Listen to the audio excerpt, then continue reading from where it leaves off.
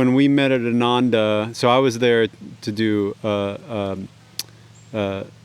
not a yoga workshop, sitar workshop, and you were just passing through to you had a performance. No, we were performing as we did 3 to 4 times every year. Okay. We would have residency because of Laaraji's connection to Ananda. We would do about a 1-week residency at Christmas into New Year. We would always be there for Guruji's birthday celebration, 4th of July, another week.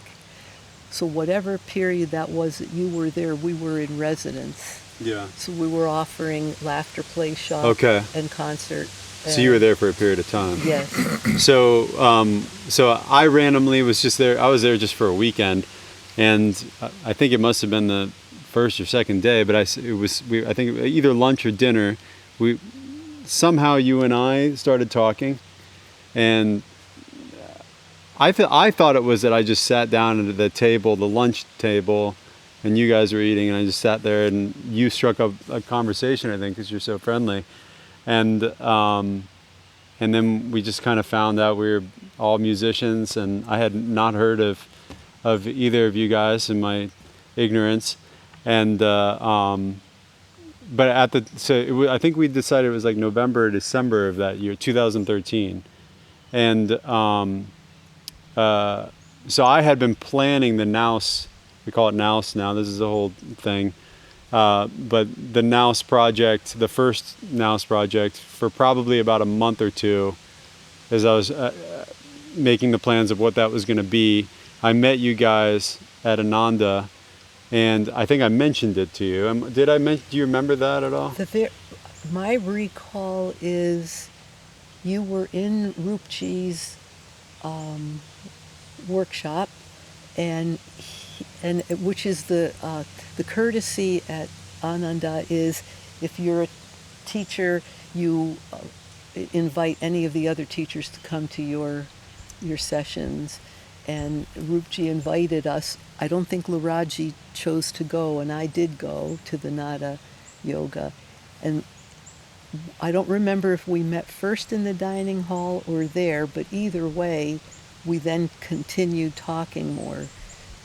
And I actually remember, it was funny because one of the things that you mentioned at the time was that the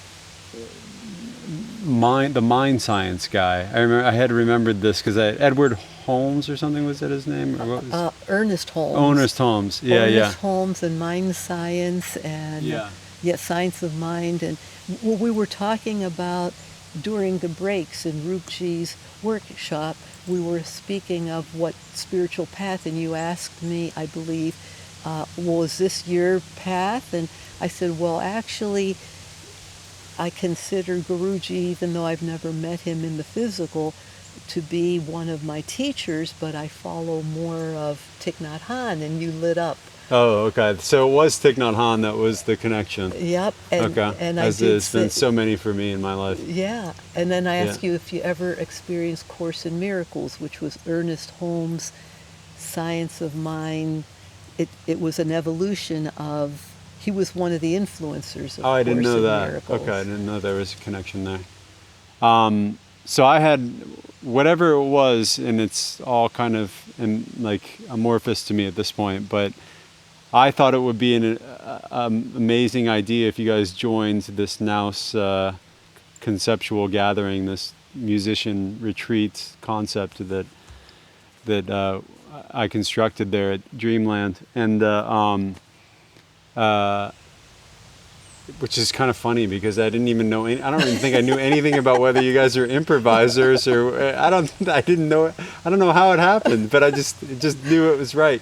Maybe it was because I saw you perform in that yoga class. I don't know, but whatever, it was a brilliant idea. That wasn't me. I mean, it was just like whatever came through me. It was brilliance for that moment. And it was almost like this almost afterthought, as I recall, because we were ready to say goodbyes. You had shared a little bit about what you were going to do, and then it's like you turned around and came back and said, I have an idea. And it was like that. It came out. Yeah. And we looked at each other and said, well, yeah, we're free, whatever you said the days. And you said, well, I'd like you to come up like the fourth or fifth day that we said, okay, sounds cool.